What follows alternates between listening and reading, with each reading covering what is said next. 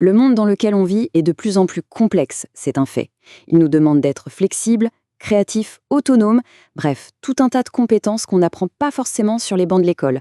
Alors, la grande question c'est comment on fait le pont entre la théorie qu'on nous enseigne et ce qu'il faut vraiment savoir pour agir sur le terrain.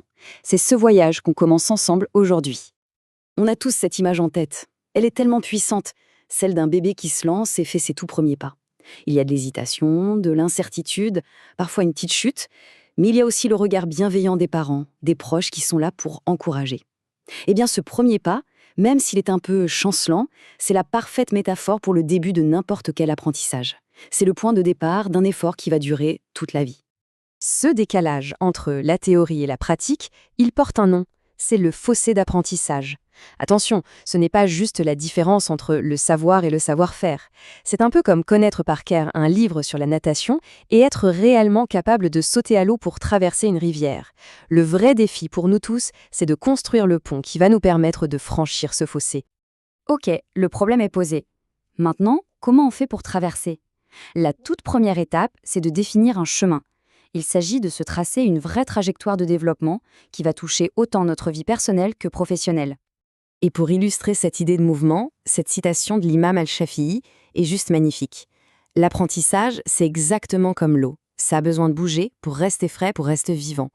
La stagnation, au fond, c'est une forme de régression. Alors que le mouvement, c'est la croissance, c'est la connaissance qui s'enrichit et qui s'affine. Et pour avancer sur ce chemin, il nous faut les bons outils.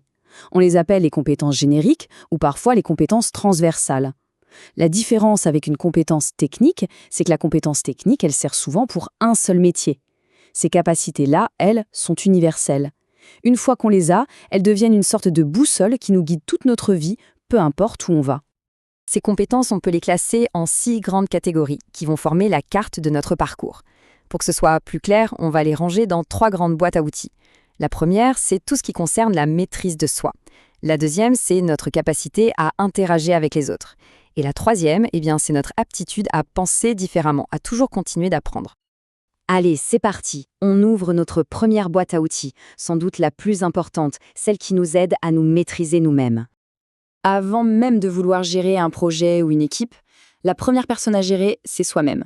Notre monde intérieur, nos émotions, notre stress, c'est vraiment la fondation sur laquelle tout le reste va se construire. On parle souvent de l'effet millefeuille pour le stress, et l'image est parfaite. Un nouveau souci ne vient pas remplacer l'ancien, non, il vient s'ajouter par-dessus. La fatigue s'ajoute aux soucis de famille, qui s'ajoute à la pression au travail, qui s'ajoute à nos propres angoisses, couche après couche. Comprendre que ça s'empile, c'est le premier pas pour ne pas se laisser submerger. Et c'est justement cette maîtrise de soi, cette gestion du stress, qui nous donne la force d'oser. Comme le disait si bien le poète Abou El-Kassem Chabi, c'est ce qui nous donne le courage de prendre des risques, d'être ambitieux et d'aller au bout de nos objectifs. Bon, maintenant qu'on a posé les bases de la maîtrise de soi, on passe à notre deuxième boîte à outils, qui est tout aussi cruciale, notre capacité à interagir, à collaborer avec les autres. Pour que ça marche bien avec les autres, que ce soit au travail ou ailleurs, on peut penser à 4 grands axes. D'abord, il faut réussir à rassembler tout le monde autour d'un but commun. Ensuite, bien sûr, il faut organiser le travail. Mais attention, le 3e point est capital. Ne jamais oublier le côté humain. Et enfin, s'assurer que les discussions mènent à de vraies décisions. C'est un équilibre, mais c'est la clé. Et ça nous amène directement au cœur du travail d'équipe. La plus grande force d'une équipe, c'est sa diversité. C'est quand on mélange des gens qui ont des spécialités différentes, des expériences différentes et même des caractères différents.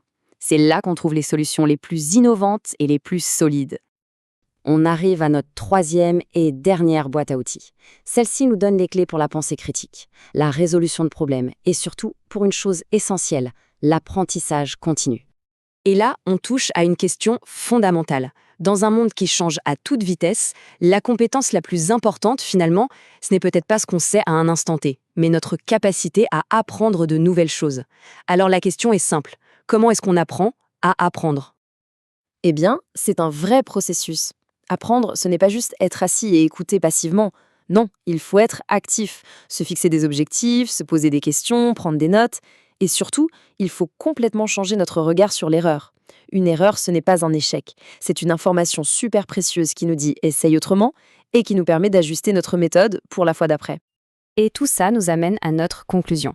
Si on ne devait retenir qu'une seule et unique idée de tout ce parcours, ce serait celle-ci, l'importance d'être toujours en mouvement. Développer ses compétences, ce n'est pas une case à cocher sur une liste de choses à faire. C'est un processus qui ne s'arrête jamais, c'est une philosophie, une manière d'être. Le but, ce n'est pas d'atteindre une destination finale. Le but, c'est le voyage lui-même, et le fait de grandir un peu plus chaque jour en chemin. Et il est très important de souligner le travail de fond qui a permis de structurer toute cette réflexion. On tient donc à remercier très chaleureusement le professeur Gomari Abdesamed Reda de l'École nationale supérieure d'informatique d'Alger pour son formidable effort de synthèse sur ce sujet qui est absolument essentiel pour tout le monde. Alors, puisqu'on est toujours en mouvement, que ce soit pour apprendre, pour trouver sa place ou pour évoluer dans sa carrière, il reste une question en suspens, une question pour chacun d'entre nous. Quelle est la prochaine étape de ce parcours ?